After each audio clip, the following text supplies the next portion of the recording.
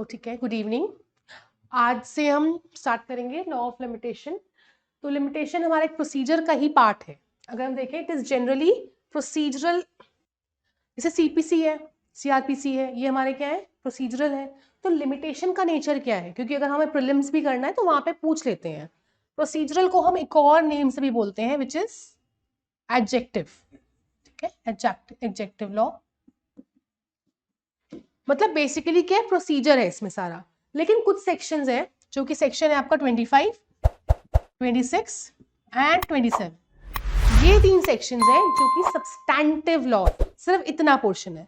अच्छा, अब दोनों में डिफरेंस क्या होता है? प्रोसीजर में डिफरेंस क्या है और सब्सटैंटिव में डिफरेंस क्या है? सब्सटैंटिव लॉ में हमारे पास क्या होता है, कॉज ऑफ एक्शन होगा, वो क्या हो जाएगा आपका, वायलेट होगा,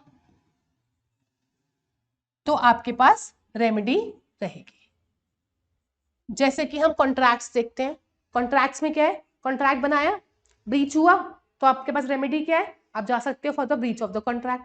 तो ये क्या हो गया, आपका सब्सटैंटिव हो गया। प्रोसीजरल क्या होता है, जो प्रोसीजर कि ऐसे करना है, ऐसे केस फाइल करना है, then you have to move this. तो सीपीसी क्या है, पूरा प्रोसीजर है। लिमिटेशन भी अगर क्वेश्चन आता है generally it is procedural in nature, but mains में लिखोगे तो आप बताओगे अच्छे से कि सब्सटैंटिव पोर्शन कितना है आपका, 25 से 27। क्लियर? उसके बाद ये किस केस में भी हेल्ड हुआ था, ये इंपॉर्टेंट केस है, Trilok Singh versus superintendent of police. यहां पे इन्होंने बताया था, with the citation is also there, जब पीपीटी आपको शेयर होगी can also go through that. तो एक जनरल इंट्रोडक्शन है अबाउट द लिमिटेशन, कि लिमिटेशन लॉ है क्या। पहला चीज ये प्रोसीजरल है, बट कुछ चीजें क्या है इसमें सब्सटैंटिव भी है, जैसे कि हमारे पास सेक्शन 25 से 27। नाउ ये सेक्शंस क्या है, it talks about adverse possession. कि क्या ये हम बाद में डील करेंगे जब इन सेक्शंस पे जाएंगे, ठीक है, but the sections are okay. More things, this act puts restriction. अब लिमिटेशन लॉ है, क्या करेगा ये, हर चीज का एक पीरियड ऑफ लिमिटेशन है कि ये चीज हुआ है 3 साल में करना है, 5 साल में करना है, 6 साल में करना है। जब हम बेरैक देखते हैं, बेरैक में हमारे सेक्शंस तो खत्म हो जाते हैं, उसके बाद हमारे पास शेड्यूल स्टार्ट होता है। यहां से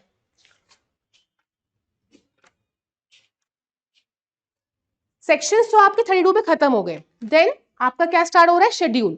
शेड्यूल में आपका यहां पर तो लिखा हुआ है कि क्या क्या क्या क्या सूट्स है, उसके बाद कितना ईयर है, फिर आपका लिखा हुआ है किस टाइम से स्टार्ट होगा। तो शेड्यूल में ही आपको बता रखा है कि हर चीज का पीरियड ऑफ लिमिटेशन है, और लिमिटेशन कौन सी डेट से कब से स्टार्ट होगा, कितने टाइम कब से स्टार्ट होगा, ठीक है, वो आपको शेड्यूल में ही पता है। तो जो अब हम पढ़ेंगे कुछ कुछ मैं रिलेट भी आपको कराऊंगी। उसका मतलब क्या है लिमिटेशन का, लिमिटेशन का मतलब ये है दैट इट पुट्स रिस्ट्रिक्शन। कैसे रिस्ट्रिक्शन कर रहा है, 3 साल का लिमिटेशन पीरियड है, खत्म 3 साल, रिस्ट्रिक्शन नहीं है कि आप नहीं फाइल कर सकते, तो देयर इज रिस्ट्रिक्शन, ठीक है, टू फाइल द सूट। अब सिर्फ सूट नहीं है, जब आप एक बार घर जाके शेड्यूल पढ़ोगे बेर एक्ट में, तो सूट्स भी हैं, कुछ एप्लीकेशंस भी हैं, राइट, एंड कुछ चीजें रेसिडरी भी हैं। मतलब मैक्सिमम तो लिमिटेशन एक्ट ने कवर कर रखा है, बट जो चीजें कवर नहीं कर रखी उसको डाल दिया है रेसिडरी में। जैसे कि आर्टिकल 113 है इसका, एंड 137 है, ये सूट्स के लिए है, ये किसके लिए है, एप्लीकेशन के लिए है। 3 इयर्स, दोनों के लिए 3 इयर्स। जिनका पीरियड ऑफ लिमिटेशन नहीं गिवन है उनके लिए क्या है, 3 इयर्स में। There are certain residuary provisions as well, मैं आपको समझाया, यही है वो दो, 113 एंड 137। उसके बाद law of limitation can not be evaded by agreement. Last class में भी थोड़ा सा हमने किया था इसके बारे में कि क्या आप जुरिस्डिक्शन जो है कंसेंट से कर सकते हो, कि 2 लोग कंसेंट बनाए, ठीक है हम जुरिस्डिक्शन ये चूज कर लेंगे, आप लोग ने बताया था कि नहीं कर सकते। ऐसे ही लिमिटेशन पीरियड भी है, अगर आप एग्रीमेंट कर लो कि ठीक है इसका तो कोई लिमिटेशन पीरियड रहेगा ही नहीं, जब मर्जी ब्रीच हो जब मर्जी हो, ऐसा आप कर सकते हो। आर्बिट्रेशन लॉ में कर सकते हैं, जुडिशियल को हम आर्बिट्रेशन में कर सकते हैं, क्योंकि वो थोड़ा सा आउट ऑफ कोर्ट टाइप भी होता है इसीलिए। पर जब हम सिर्फ कोर्ट की बात कर रहे हैं, you can not do the agreement कि हम क्या करें, लिमिटेशन पीरियड तो इसका होगा ही नहीं। इसका reason we find in section 23 of Indian contract act, कि आप ऐसा कोई भी कॉन्ट्रैक्ट नहीं बना सकते हो which is against public policy, which is against morality, which is against any law. So आप ऐसा कॉन्ट्रैक्ट नहीं बनाओगे कि इस कॉन्ट्रैक्ट का कोई भी लिमिटेशन पीरियड नहीं होगा, इस सूट का लिमिटेशन पीरियड नहीं होगा। So you can not do that, it can not be evaded by the agreement. Clear? कोई प्रॉब्लम है इस पॉइंट में? ठीक है। उसके बाद plea of limitation, plea of limitation can be raised only as against plaintiff. Now, for example, if I say मैंने एक कॉन्ट्रैक्ट किया है, ठीक है, मैंने आपसे कॉन्ट्रैक्ट किया है, now I breach the contract, मैंने ब्रीच किया है, तो अफेक्टेड पार्टी कौन है? आप लोग हुए ना। हमारे में कॉन्ट्रैक्ट है A C, A versus B, A and B है, ए और बी में कॉन्ट्रैक्ट है, ए हैज ब्रीच्ड, तो अफेक्टेड पार्टी कौन है? बी। तो who will go to the court? B जाएगा कोर्ट में, और केस कैसे हो जाएगा आपका? बी वर्सेस ए, ऐसे ही होगा ना, बी वर्सेस ए। बी गया है, अब प्ली ऑफ लिमिटेशन कौन रेज करेगा इसमें? ए करेगा ना। तो it is all, that is what is saying कि plea of limitation can be raised only as against plaintiff. But कुछ केसेस है जहां पे डिफेंडेंट के अगेंस्ट भी सकता है। कौन से केसेस है वो? काउंटर क्लेम, सुना है काउंटर क्लेम के बारे में? पढ़ा है सीपीसी में काउंटर क्लेम? तो जब आप पढ़ोगे काउंटर क्लेम वहां पे, क्योंकि उनका क्लेम अलग है, तो उन केसेस में plea of limitation can be raised against defendant also. Generally अगर आपका प्रीलिम्स में क्वेश्चन आता है तो आप बोलोगे plea of limitation can be raised only against plaintiff. कभी आपसे इंटरव्यू में या कुछ पूछे एक्सेप्शंस है इसकी, so will say yes counter claim is one of the exception. Clear? ये एक इंपॉर्टेंट एरिया है यहाँ पर। उसके बाद रेट्रोस्पेक्टिव इन नेचर, क्योंकि ये प्रोसीजरल लॉ है, प्रोसीजरल लॉ है तो इसका एप्लीकेशन क्या होगा? जो पहले के भी केसेस चल रहे होंगे उस पर भी होगा। That is why it becomes an exception, क्योंकि उसका रीजनिंग पीछे ही है। उसके बाद it is exhaustive in nature. Know what is exhaustive? तो आ सकता है यहाँ पे, हाँ, दैट कवर्स एवरीथिंग। सो हमारे पास लिमिटेशन एक्ट जो है इसमें सब कुछ है। क्यों सब कुछ है? क्योंकि जो नहीं है उसके लिए रेसिड्यूअल प्रोविजंस है, जो नहीं है उन्होंने प्रोविजंस बता दिए, इसलिए हमारे पास सब कुछ है। That is why it is exhaustive in nature and it was held in Justinian versus Antonio AIR 1979। Clear? उसके बाद this act is statute of repose, peace and justice. क्या मतलब हुआ इनका? ठीक, जस्टिस तो समझ में आ गया कि हाँ वो जस्टिस दे रहा है, एंड पीस क्या? ताकि डिस्प्यूट्स को सेटल करने के लिए। तो what is repose? Means at rest, at rest, क्योंकि वो क्या करता है? वो एट रेस्ट लाता है एडजुडिकेशन को। ठीक है? अगर लिमिटेशन पीरियड, क्योंकि अगर कोई भी लिमिटेशन पीरियड से बाहर हो रहा है, बाहर जा रहा है, तो कहेगा खत्म, क्योंकि पीरियड इज फिनिश्ड, अब आप इसके आगे नहीं जा सकते। तो at rest, it is lex fori, मतलब लॉ ऑफ फोरम।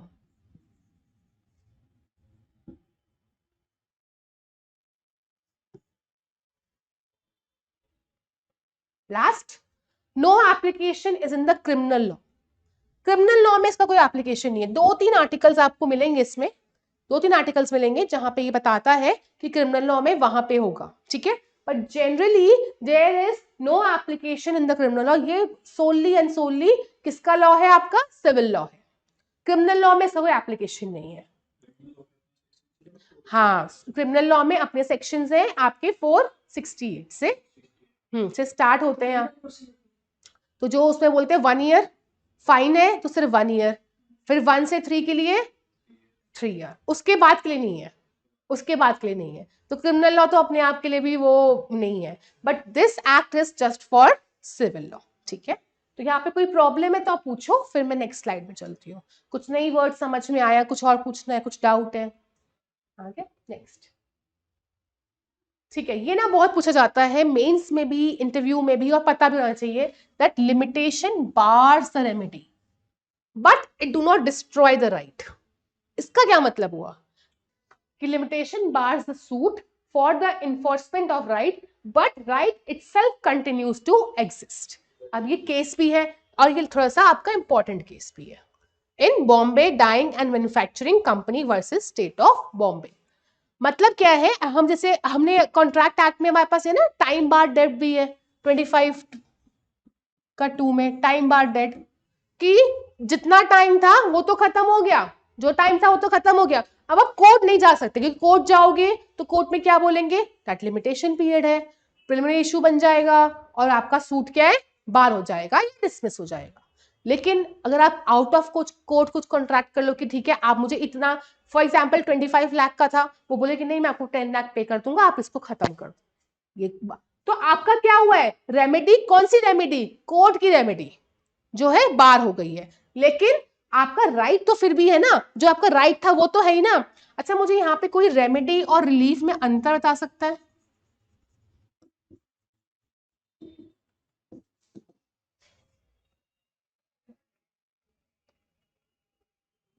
इन दोनों में, क्योंकि हम वर्ड्स यूज कर रहे हैं, what is the difference between remedy and relief?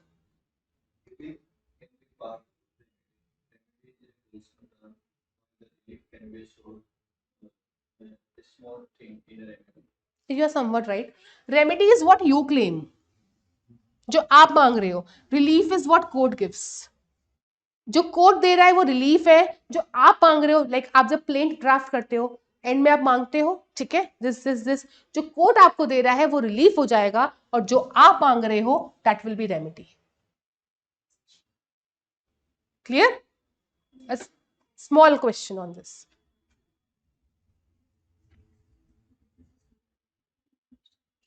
So it bars the remedy, it do not destroy your right, so it do not create exception in section 27, it do not any create any right. अब इसका जो हम essence find करते हैं, इसका हम essence find करते हैं, that limitation bars the remedy but the right still continuous, इसका एक एक्सेप्शन भी है which is section 27, again adverse possession, उसमें क्या है आपका रेमेडी भी बार हो रहा है, राइट भी बार हो रहा है, वो हम करेंगे जब हम एडवर्स पोजेशन करेंगे अलग से, ठीक है। फिलहाल के लिए आप एक्सेप्शन को ऐसे मार्क कर सकते हो, वो एक्सेप्शन इसलिए that is substantive law, cause of action है आपका उसमें, इसलिए। Okay, now we move to section 3। उससे पहले एक जो चीजें मैं आपको क्लियर कर दूं, क्योंकि पीरियड ऑफ हम लिमिटेशन लॉ कर रहे हैं तो बार बार आपके टर्म्स कुछ आते हैं, वो आते हैं period of limitation, prescribed period, दोनों में अंतर क्या है? अगर हम 2J पढ़ते हैं, yes 2J, period of limitation means the period prescribed for any suit appeal application by the schedule, तो शेड्यूल में जो टाइम दे दिया जैसे 3 इयर्स, 12 इयर्स, 6 इयर्स, 4 इयर्स, तो वो आपका क्या हो गया, period of limitation, 3 years, 4 years, 6 years, whatever, ठीक है, पीरियड ऑफ लिमिटेशन। आगे and prescribed period means the period limited according to the provisions of this act, मतलब जब आप कंप्यूटेशन से जो इन कंप्यूटेशन, अभी ना हम पढ़ेंगे सेक्शन 12, 13, 14 ये सब, उसके बाद 9, 6, 7, 8 ये सब पढ़ेंगे, इन सब में क्या है कि इतना पीरियड ऐड हो जाएगा आगे, फिर फॉर एग्जाम्पल आप कोर्ट गए, कोर्ट बंद था तो वह आपकी गलती तो ही नहीं, तो आपको 1 डे और मिलेगा लिमिटेशन पीरियड के लिए, तो क्या हो जाएगा 3 इयर्स प्लस 1 डे, ये हो जाएगा। तो ये क्या, अब जो फाइनल आपका कंप्यूटेशन निकल के आता है that is what is prescribed period. समझ में आया? Period of limitation and prescribe, period of limitation जो पीछे आपको गिवन है, जो पीछे आपको गिवन है जितना 3 इयर्स 4 इयर्स, अब आप डिसेबल्ड हो तो जब तक आप डिसेबल्ड हो तब तक आपके ऊपर कैसे चल सकता है सूट, नहीं चल सकता। आप 2 इयर्स डिसेबल्ड रहे तो 3 इयर्स का तो उसके था, तो जो 2 इयर्स ऐड करके आया 5 years, that is your prescribed period. कोई प्रॉब्लम? ठीक है। तो अब सेक्शन 3 जो है हमारा पेरेंट सेक्शन है। पेरेंट सेक्शन से मतलब क्या है, सेक्शन 3 डिक्लेयर कर रहा है mandatory provision say that every suit, appeal, application, कोई भी सूट हो, कोई भी अपील हो या कोई भी एप्लीकेशन हो, ठीक है, कोई भी हो, अगर वो लिमिटेशन पीरियड के अंदर नहीं आ रही है it shall be dismissed. Shall mandatory है, शैल लास्ट क्लास में बताया कि हमें प्रोविजंस को देखना पड़ेगा, मैंडेटरी है डिस्क्रिशनरी है, अगर मैंडेटरी है तो that has to be followed, so it is shall dismissal. अब 2 चीजें होती हैं, डिसमिसल और एक होता है रिजेक्शन।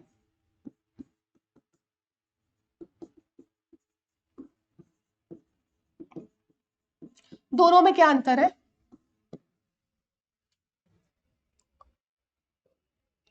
जो रिजेक्शन है हम पढ़ते हैं ऑर्डर 7 रूल 11 में रिजेक्शन ऑफ द प्लेंट है। Rejection is a harsh order. Harsh मतलब क्या, बहुत बुरा ऑर्डर है, खतरनाक इफेक्ट्स है उसके। बट डिसमिसल ऐसा नहीं है। क्यों? डिसमिसल अगर एक बार हो गया आप उसको रिस्टोर कर सकते हो फिर से। आप on the same cause of the action आप क्या कर सकते हो, फिर से फाइल कर सकते हो, आप रिस्टोर। बट एक बार रिजेक्ट हो गया तब नहीं कर सकते आप। वंस रिजेक्टेड मतलब finish. Clear? That is why dismissal is not a harsh order. So the court goes for dismissal rather than the rejection. Court बहुत कम रिजेक्ट करेगा, जनरली क्या करेगा, डिसमिस ही करेगा, जनरली वो डिसमिस करेगा। क्लियर? तो अगर हम सेक्शन 3 को पढ़ते हैं तो section 3 says subject to the provisions contained in section 4 से 24। अब 4 से 24 जो सेक्शंस है ना आपके, दे रिलेट टू एक्सेप्शंस भी है उसमें, कुछ एक्सक्लूजन्स भी हैं, कुछ एक्सेप्शंस है। 4 से लेके 11 तक क्या है, एक्सेप्शन है या एक्सक्लूजन बोल सकते हो। और जो आपका 12 से लेके 24 तक है वो आपका एक्सटेंशंस है। एक्सक्लूजन मतलब कम करना और एक्सटेंशन मतलब एड ऑन करना। ठीक है, तो 4 से 24 आपका ऐसे है। अब सेक्शन 3 बोलता है subject to the provisions contained in section 4 to 24 every suit instituted, her suit, सारे सूट्स, अपील एंड एप्लीकेशन। आपको ना सेक्शंस में ये ध्यान रखना पड़ेगा कि कौन सा सेक्शन किस पे अप्लाई कर रहा है, क्योंकि अभी ये तो सिंपल है, अभी हम आगे चलेंगे पाइलअप होता रहेगा। कुछ सिर्फ सूट्स पे करता है, अपील पे नहीं करता, कुछ एप्लीकेशन पे करता है, कौन सी एप्लीकेशन पे करता है वो भी बताऊंगी धीरे धीरे। तो section 3 applies on every suit, appeal and application, तो सब पे अप्लाई करता है। अगर वो लिमिटेशन पीरियड में नहीं आएगा तो क्या होगा, डिसमिस हो जाएगा। अब पावर जो है it can be exercise suo मोटो, मतलब प्लेंटिफ है, डिफेंडेंट है, यहां पे लिख देती हूं। लिमिटेशन का प्ली कौन रेस करेगा, डिफेंडेंट। अभी बताया मैंने आपको, डिफेंडेंट ने रेस किया plea of limitation. For example वो डिफेंडेंट प्ली रेज ही ना करे तो वो चलता रहेगा, कोर्ट की पावर है। हाँ, कोर्ट में use but court has to use.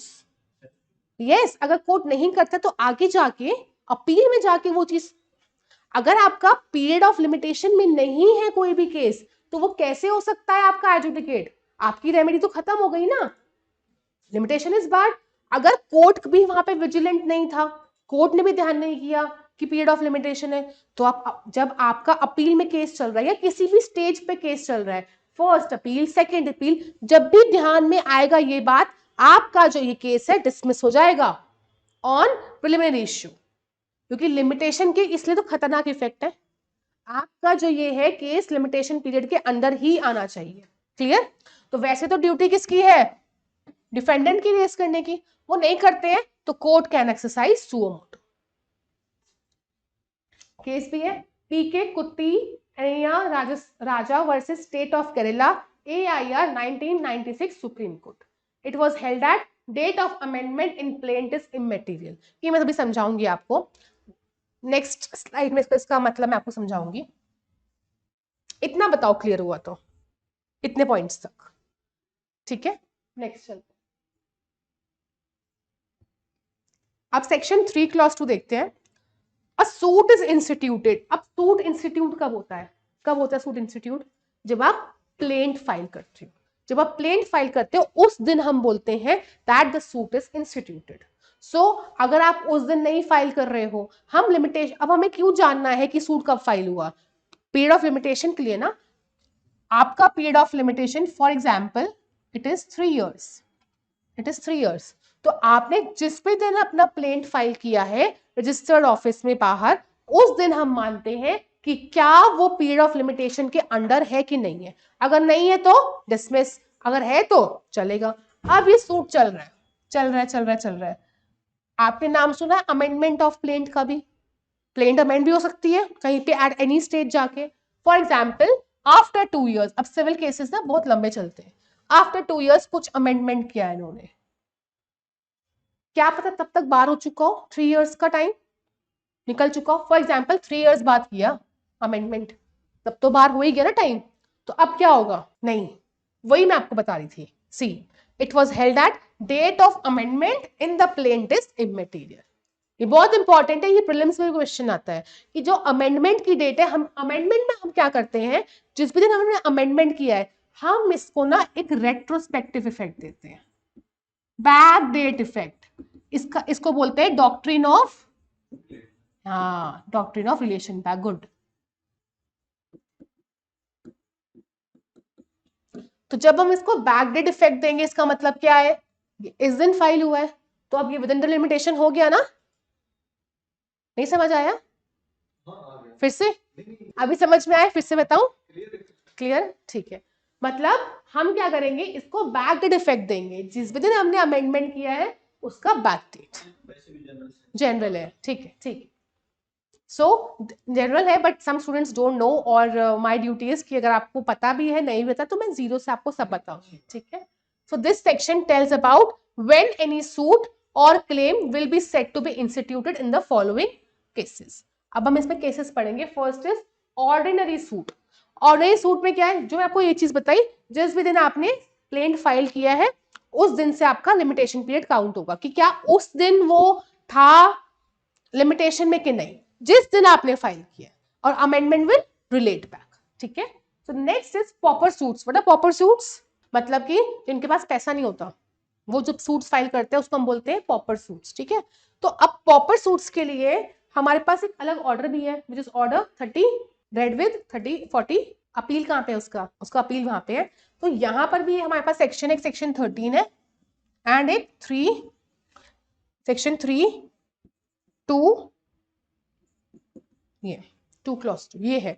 Now what is they are saying, in case of the pauper suit, when his application for leave to sue as pauper is made, तो वो जिस भी दिन, ये suit तो पहले file हो गया, सूट पहले आपका फाइल हो गया, अब फॉर एग्जाम्पल वो यहाँ पे इस टाइम पे फाइल कर रहा है कि मैं पॉपर हूं, ठीक है, एज पॉपर।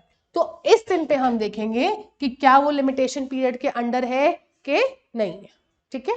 कोई प्रॉब्लम होगी इसमें तो क्या हो जाएगा, वो डिसमिस हो जाएगा, कि अगर वो लिमिटेशन पीरियड के अंडर नहीं था। अब डिसमिस क्या होगा, सिर्फ पॉपर का डिसमिस होगा, सूट तो चलता रहेगा ना, सूट चलता रहेगा क्योंकि उसने पॉपर का बाद में अप्लाई किया है, suit was with in limitation, उसने पॉपर की एप्लीकेशन बाद में अप्लाई की है, तो now it is not in the limitation, so pauper का जो एप्लीकेशन है that will be dismissed and now the suit will carry on.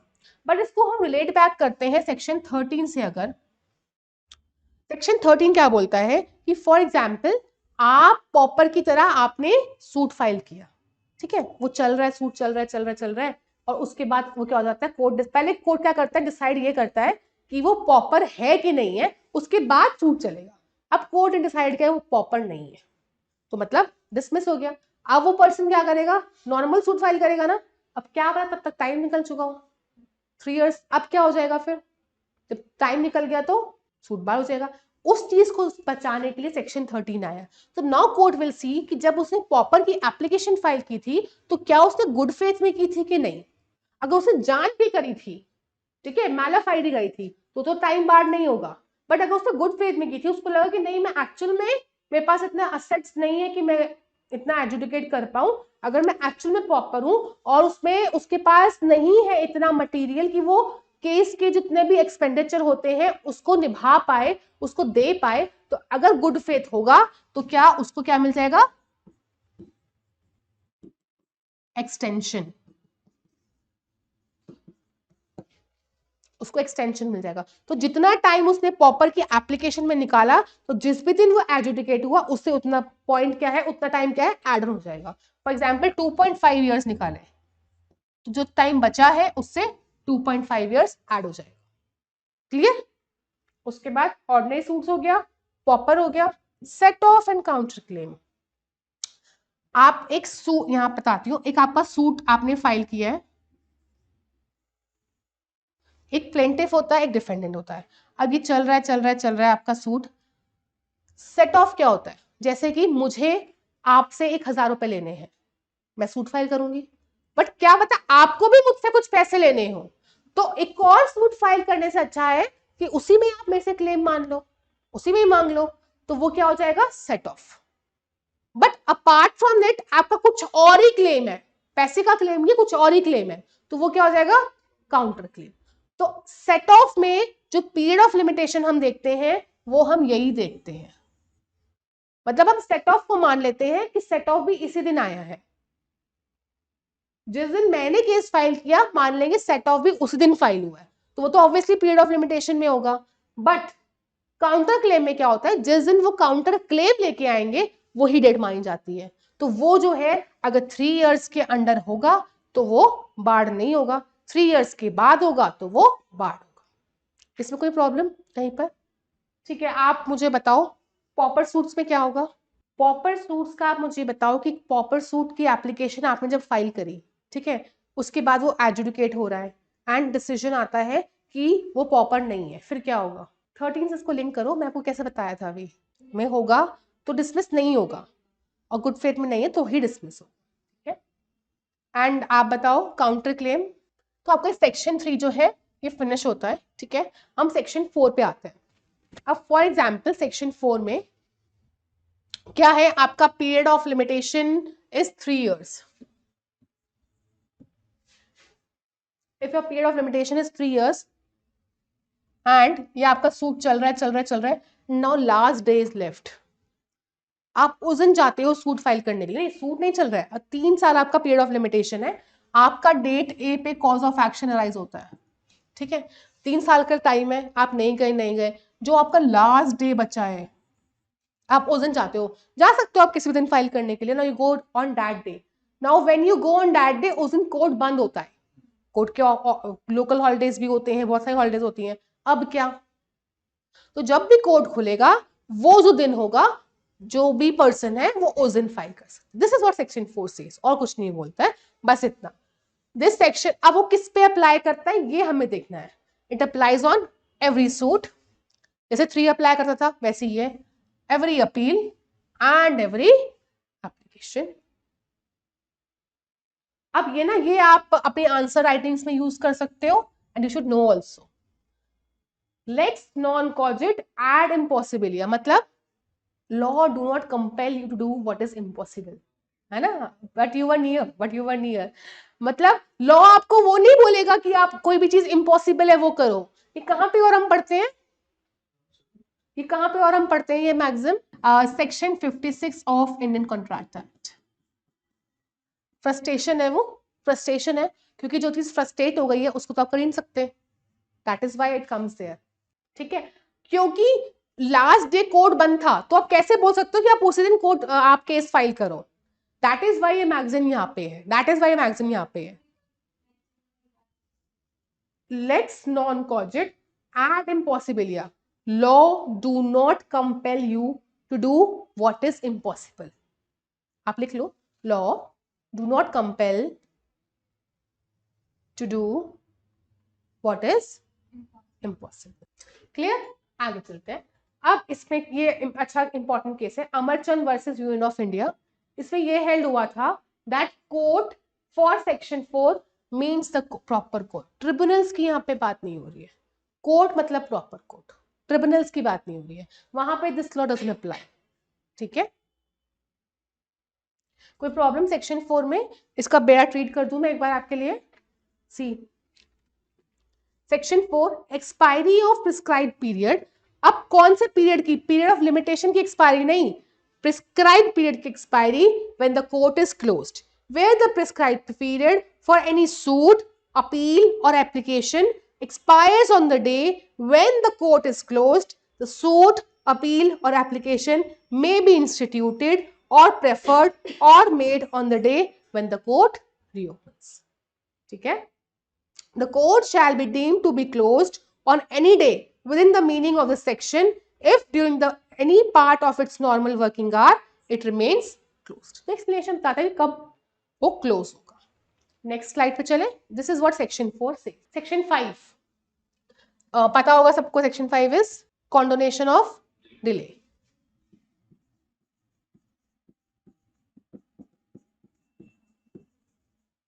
What is condonation, condonation मतलब कंडोन करना, माफ कर देना, फॉरगिव कर देना, कंडोन मतलब फॉरगिव कर देना।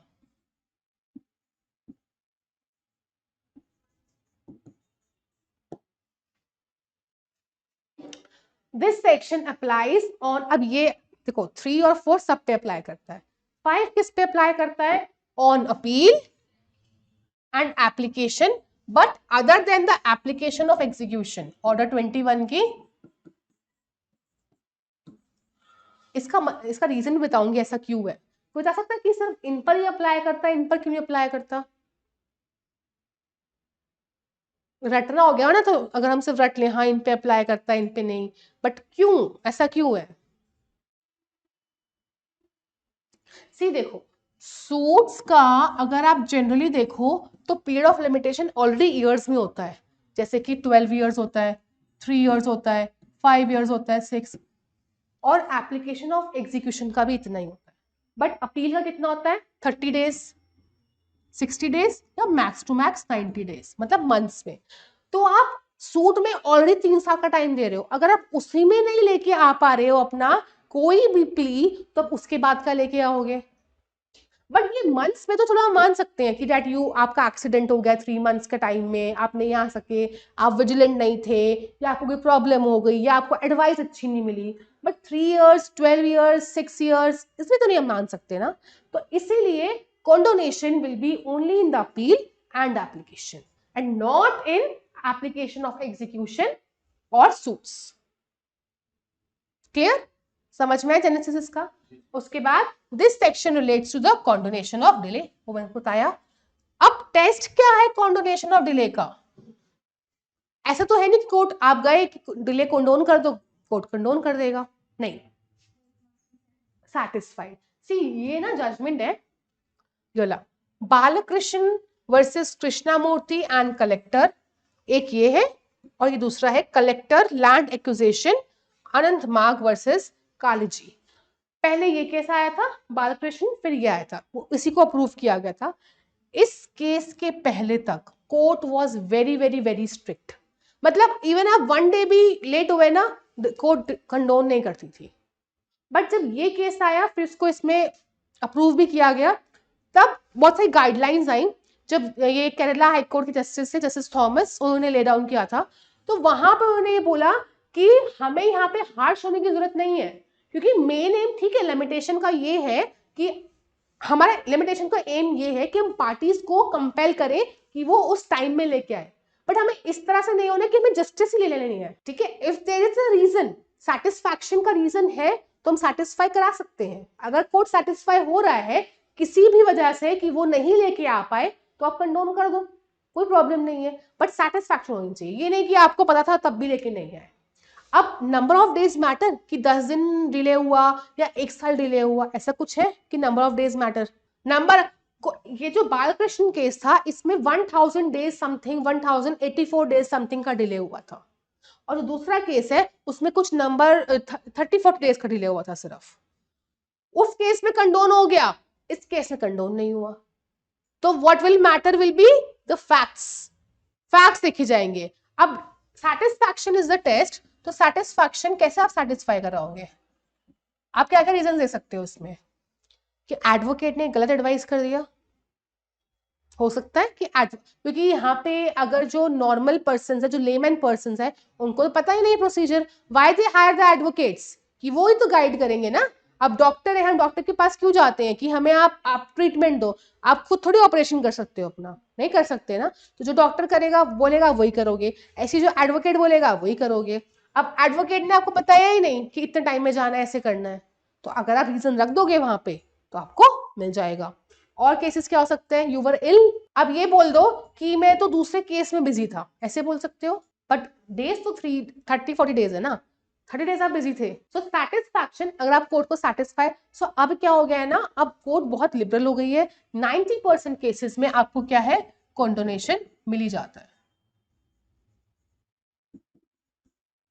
आप ये केस नोट कर सकते हो कि वे बहुत इंपॉर्टेंट केसेस है, और इनके आप गाइडलाइंस भी पढ़ना। अच्छा, गवर्नमेंट ऑफ इंडिया, जैसे हम केसेस करते हैं ना, दारियो, अभी आपने जुडिकाटा में किया, Dario versus state of UP आपने किया, तो स्टेट ऑफ यूपी क्या है, गवर्नमेंट ही तो है ना।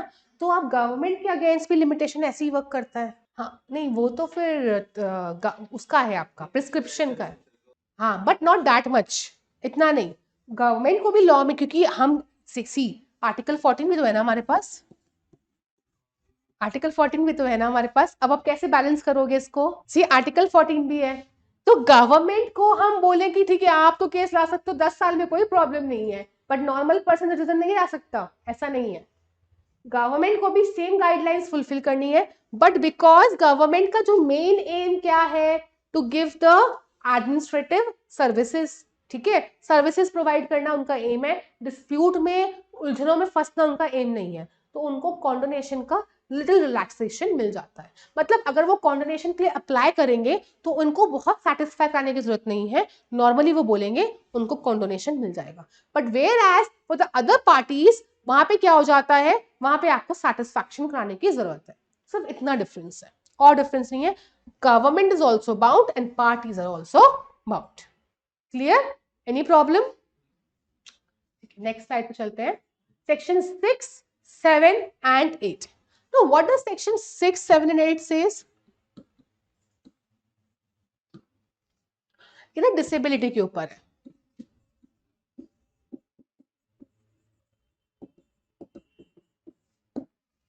ये आपका 6, 7 and 8। सी 6, 7 and 8 क्या है? डिसेबिलिटी के ऊपर है, राइट?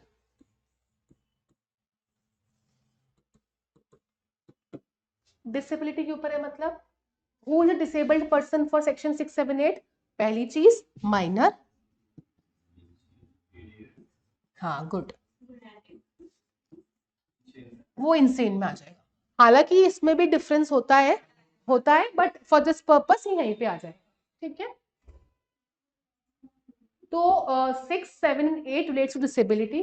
पहला चीज ये किस पे अप्लाई करता है? सूट्स पे एंड एप्लीकेशन फॉर एग्जीक्यूशन। तो ये किस पे अप्लाई कर रहा है? सेक्शन 5 हमने किस किस पे एप्लीकेशन देखा? अपीलर। बट ये किस पे अप्लाई कर रहा है? सूट्स पे एंड एप्लीकेशन फॉर एग्जीक्यूशन। उसके बाद what is legal disability for the purpose of section 6? Minor, insane and idiocy. तो अगर आपके अगेंस्ट सूट फाइल हुआ है और जिस दिन अगेंस्ट आपके सूट फाइल हुआ है उस दिन आप क्या हो? माइनर हो, आप डिसेबल्ड हो या आप इडियट हो, तो आपके अगेंस्ट कैसे चल सकता है? Because you not the competent person in according to the law. Law के अनुसार आप कंपिटेंट पर्सन नहीं हो तो आपके अगेंस्ट तो नहीं चल सकता। So if you are a minor, insane और इडियट, तो तब तक केस जो है आपका नहीं चल सकता। सो उतना ड्यूरेशन क्या है आपका, क्या हो जाएगा? आगे एक्सटेंड हो जाएगा। उतना ड्यूरेशन आपका आगे एक्सटेंड हो जाएगा। अब इफेक्ट आपका यही है कि आपको क्या मिल जाएगा? एक्सटेंशन।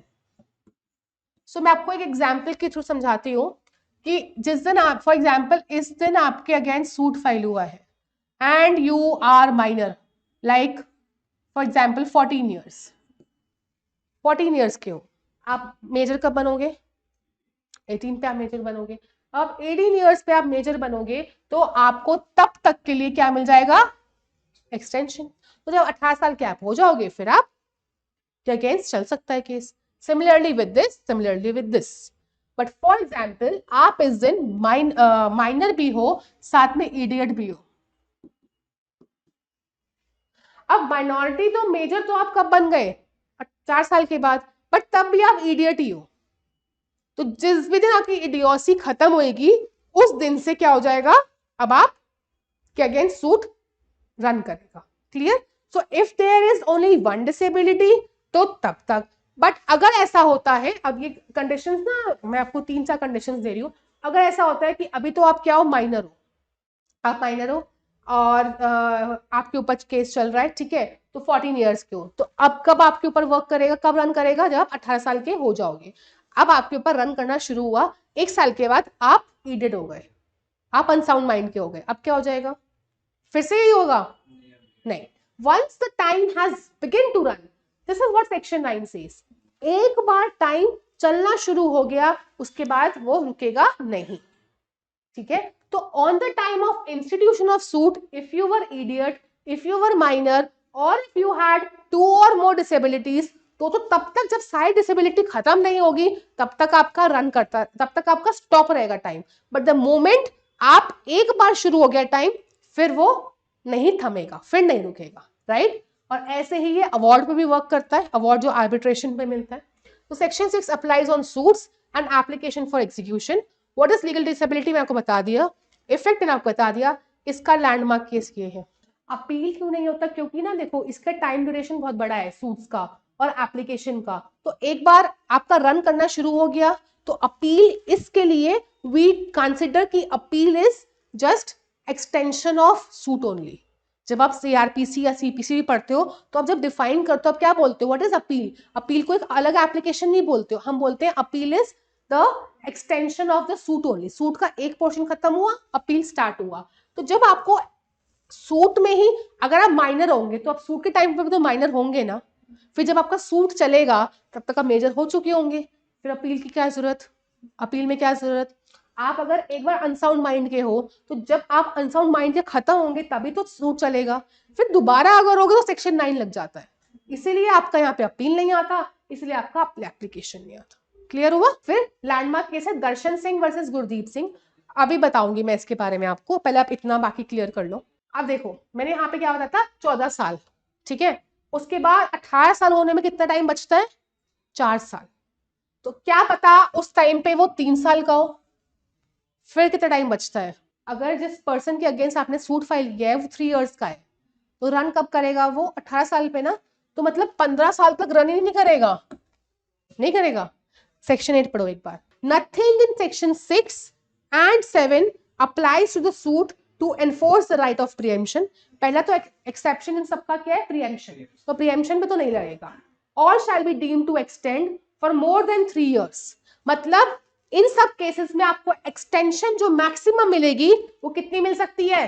3 साल की, बस, उससे ऊपर नहीं मिल सकती। उसके बाद चाहे आप माइनर हो चाहे आप अनसाउंड हो, डजंट मैटर। माइनर हो तो गार्जियन के अगेंस्ट चलेगा केस। 14 ईयर वाले में भी क्या होगा वो तो मुझे आपको समझाना था उस टाइम पे, तो मैंने उस टाइम पे नहीं बताया। No we are coming here ना, तो 3 ईयर 14 ईयर, तो इसमें आपको प्लस 3 ईयर ओनली, मतलब 17 साल तक। फिर जो लास्ट का 1 साल बचेगा तो गार्जियन के अगेंस्ट वर्क करेगा, ठीक है। और जब आप 18 साल के हो जाओगे फिर ऑर्डर 32 लग के क्या हो जाएगा? गार्जियन जो है हट जाएगा और फिर सिर्फ उसको चलेगा। क्लियर हुआ? कुछ प्रॉब्लम है इसमें? ठीक है। फिर section 7 effect of disability of one of the several persons. मतलब जैसे आपने केसेस पढ़े, जॉइंडर ऑफ प्लेंटिफ होता है, जॉइंडर ऑफ डिफेंडेंट्स होता है। तो उन केसेस में कि फॉर एग्जांपल ए जो है केस फाइल कर रहा है बी सी डी ई के अगेंस्ट, अब सिर्फ एक ही पर्सन माइनर है, अब सिर्फ एक ही पर्सन माइनर है। तो सी, अगर जो केस इस नेचर का है कि सबके कंसेंट इज रिक्वायर्ड तब तो नहीं चल सकता। बट जैसे पार्टनरशिप का केसेस होते हैं, पार्टनरशिप होते हैं ना, पार्टनरशिप में ऐसा नहीं होता है। पार्टनरशिप में सबको साथ चलना पड़ता है, ठीक है, तभी तो पार्टनरशिप बनी है। तो उन केसेस में तो नहीं चलेगा जब तक सब नहीं होंगे।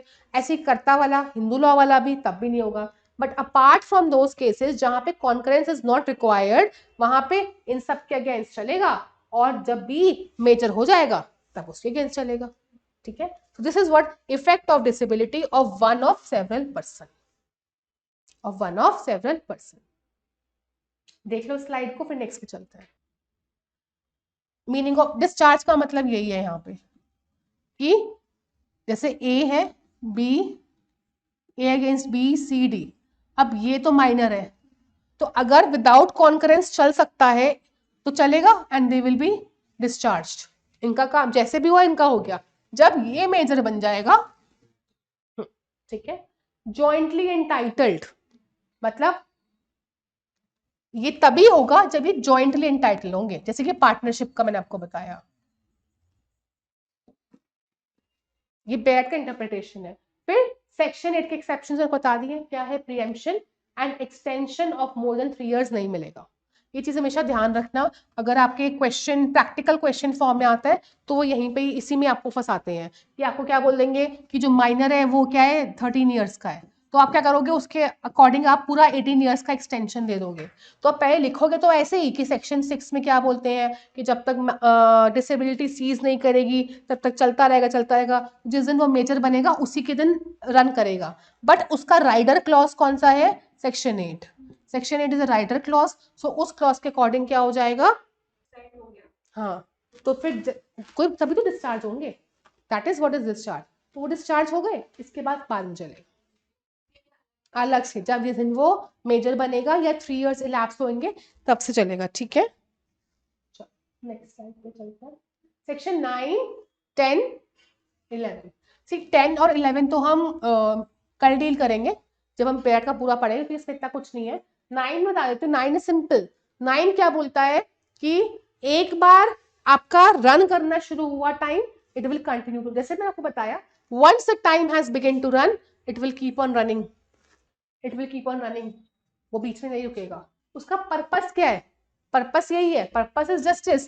सी ऐसा नहीं है कि हमें लिमिटेशन में एक ही पार्टी को जस्टिस देना है, एक ही पार्टी को नहीं देंगे। ऐसे तो आप दूसरी पार्टी को भी कितना टाइम लटका के चल रहे हो, कितना टाइम लटकाओगे? अच्छा, अब वो for example A versus B है, ए वर्सेस बी है, अब आपने बी के अगेंस्ट आप केस लेके आए हो, बी माइनर है तो नहीं चलेगा। फॉर एग्जाम्पल वो 5 साल नहीं चल रहा, तो ये ए भी तो लटका हुआ है साथ में, ये भी लटका हुआ है साथ में। अब वो केस चल पड़ा, फिर वो इडियट हो गया, फिर वो केस लटक गया, तो दूसरी पार्टी तो अफेक्ट हो रही है ना, इसलिए एक बार रन करेगा, it will keep on running.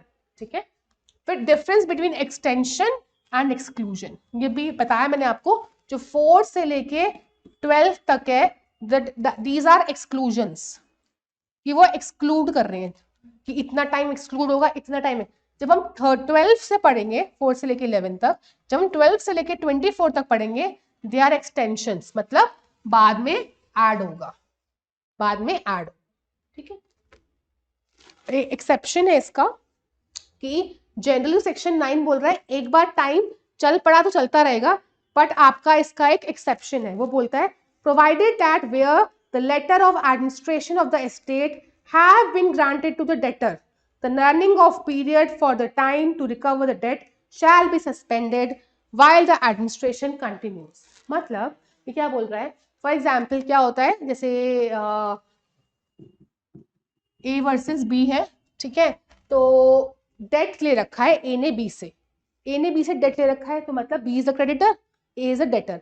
अब ए को पैसा देना है, ए को पैसा देना है, अब ए जो है मर जाता है, ए मर जाता है। जब ए मर गया तो आप उसकी प्रॉपर्टी को देखने के लिए हम किसी को अपॉइंट करते हैं, या एडमिनिस्ट्रेटर को करते हैं, रिसीवर को करते हैं, जिसको भी करते हैं।